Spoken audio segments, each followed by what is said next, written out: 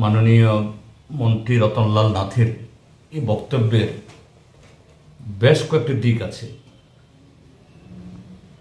প্রথমত, তার বক্তব্যের কোনো গুরুত্ব আমি দিই না বা আমরা দিই না, কেননা ইদানিংকালে তিনি সমস্ত আবুল তাবুল অসংলগ্ন কথাবার্তা বলছেন এবং এই অসংলগ্ন কথা বলার পেছনে মূল কারণ হলো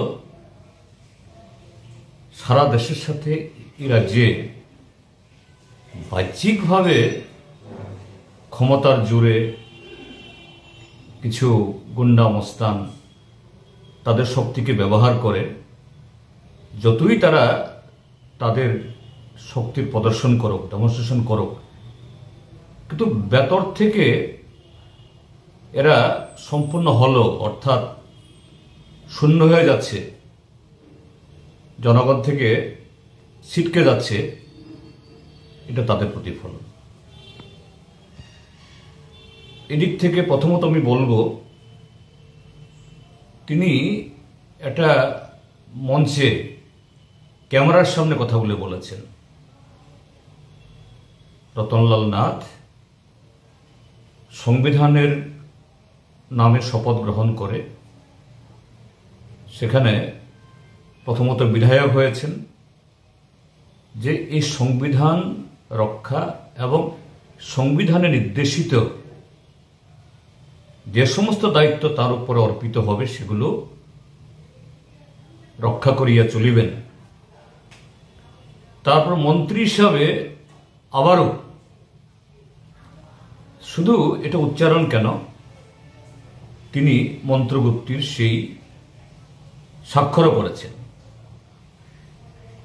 যে আমি মন্ত্রী হিসাবে এই রাজ্যের নাগরিকদের জান মাল তাদের সাংবিধানিক অধিকার রক্ষা করিব, অন্যথা করিব না।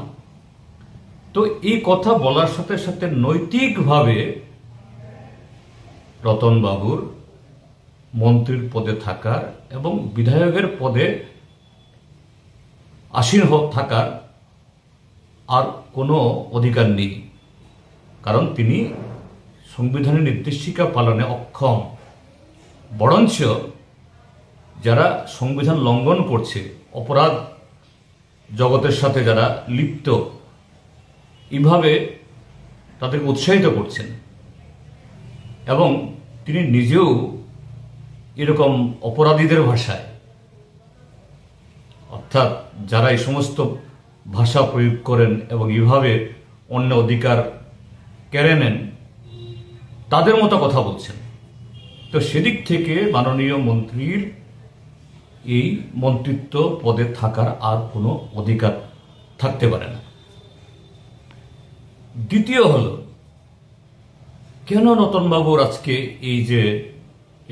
এইভাবে প্রলাপ বকছেন কেন? রতনবাবু কেন এই যে কদিন আগে পৌষ সংক্রান্তি উপলক্ষে অতীতেও ত্রিপুরা রাজ্যের বেশ কিছু জায়গাতে অস্থি বিসর্জন হয়, এটাকে কেন্দ্র করে মেলা হয়, সামাজিকভাবে মানুষ সেখানে অংশগ্রহণ করেন। সেখানে রতনবাবুর আরেক গুরু বিপ্লব কুমার দেব, যাকে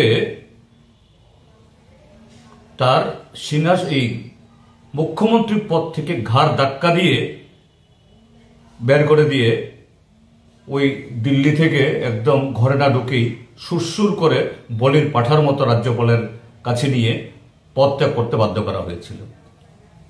আজ পর্যন্ত ত্রিপুরা মানুষ জানে না কি তার অপরাধ।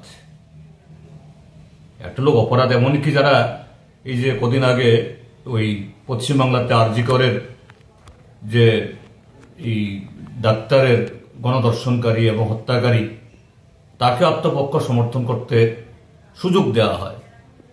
বিপ্লব কুমার দেবকে সে আত্মপক্ষ সমর্থন করার সুযোগও দেওয়া হয়নি, যিনি 1947 ইংরাজি অবধি মুখ্যমন্ত্রী থাকার জন্য আস্ফালন ঘোষণা করেছিলেন 48 ঘন্টা আগে। তাকে কেন ঘাড় ধাক্কা দিয়ে বের করে দেওয়া হলো আজও জানি না, ত্রিপুরা মানুষ জানে না।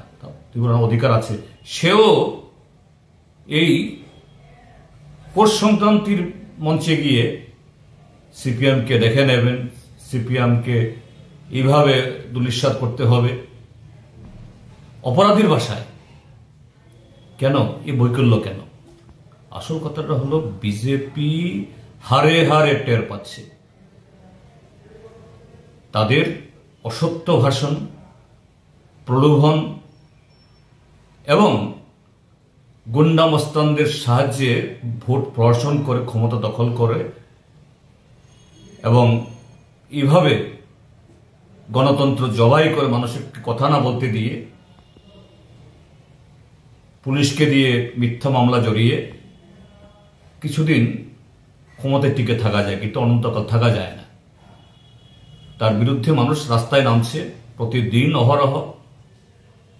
আর এই যে ফ্র্যাঙ্কেনস্টাইন, যে অপরাধীদেরকে দিয়ে তারা বাইক বাহিনী, গুন্ডা বাহিনী, এরা এখন অফিস কাছারিতে এরা এখন একটা উপদ্রব। নিগু মাফিয়া,